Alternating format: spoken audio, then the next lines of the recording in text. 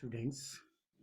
In previous lecture, I taught you types of economic activity, and today topic is feature of business.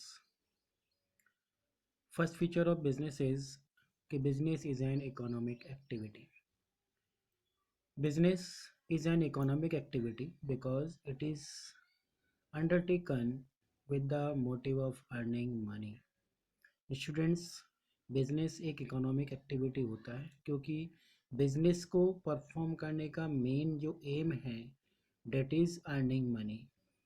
ठीक है कि money को earning करने के उद्देश्य से बिजनेस को परफॉर्म किया जाता है, बिजनेस को अंडरटेकिंग किया जाता है, बिजनेस को स्टार्ट किया जाता है। So business is an economic activity. Second feature is production और procurement of goods and services. किसी गुड्स का प्रोडक्शन करना या purchase of goods and services, किसी गुड्स एंड सर्विसेज को परचेजिंग करना, this is the feature of business. Every business enterprise either manufactures the goods or it purchases them from producers for further selling to consumers। बच्चों in every business में या तो manufacturing होता है goods या manufactured goods को purchasing करके उसे फर्दर सेल्स किया जाता है टू द अल्टीमेट कंज्यूमर्स को।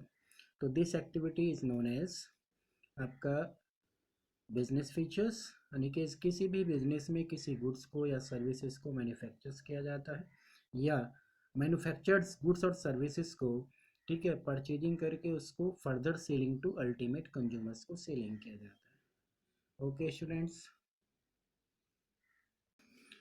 नेक्स्ट फीचर इज सेल और exchange of goods and services for the satisfaction of human needs.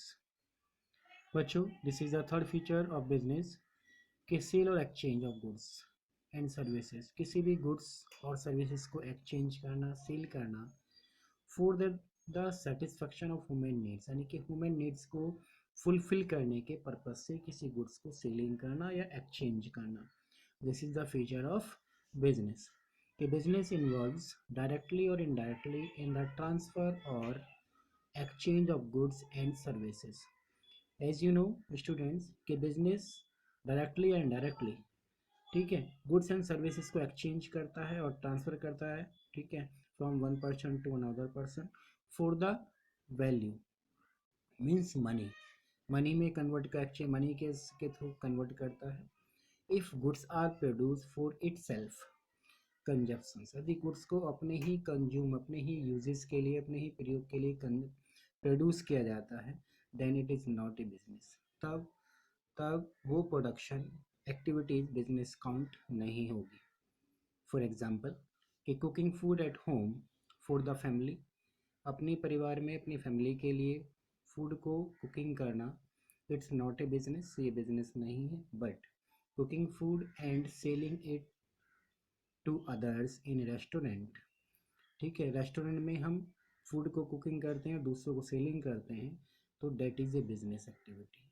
So there should be sale or exchange of goods and services in the business। Okay student के business में किसी goods और services को selling किया जाता है, exchange किया जाता है। Okay, next feature is dealing in goods and services on a regular basis. Students किसी भी गुड्स और सर्विसेज को रेगुलर बेस पर डीलिंग करना, this is the feature of business. A single transaction of seller sale और purchase does not a business, seller की या businessman की कोई सिंगल ट्रांजैक्शन मतलब एक या वन या ट्वाइस टाइम सेलिंग करना और परचेजिंग करना किसी गुड्स को, तो it's not involve in the आपका बिजनेस। फॉर एग्जांपल कि if a person sells his mobile at a profit, यदि कोई व्यक्ति अपने मोबाइल को प्रॉफिट पर सेलिंग करता है then it will not be a business because this activity is performed only one and twice time only। But if he sells mobiles regularly either a shop or from his residence then it will be a business। यदि वही व्यक्ति regular base पे अपनी shop पर या अपने घर residence पर रेगुलरली मोबाइल्स को सेलिंग करता है, then this activity is known as business. Next feature is profit earning.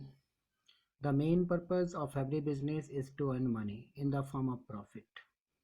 Okay students, प्रत्येक बिजनेस का जो मेन पर्पस होता है वो अर्निंग मनी होती है, प्रॉफिट के रूप में मनी को अर्न करना होता है. Because no business can survive for longer without earning profit.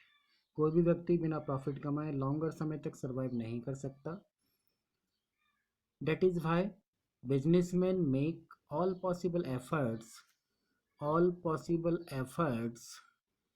to minimize to maximize the profit. Profit को मैक्सिमाइज करने के लिए बिजनेसमैन सारे एफर्ट्स, जो भी पॉसिबल एफर्ट्स हैं उनको परफॉर्म करता है बाय इंक्रीजिंग द सेल्स, जैसे सेल्स को इंक्रीज करना, और reducing the cost of production. When the businessman reduce the cost of production and increase the sale of product, it ensure that you have earned more and more profit. Okay students.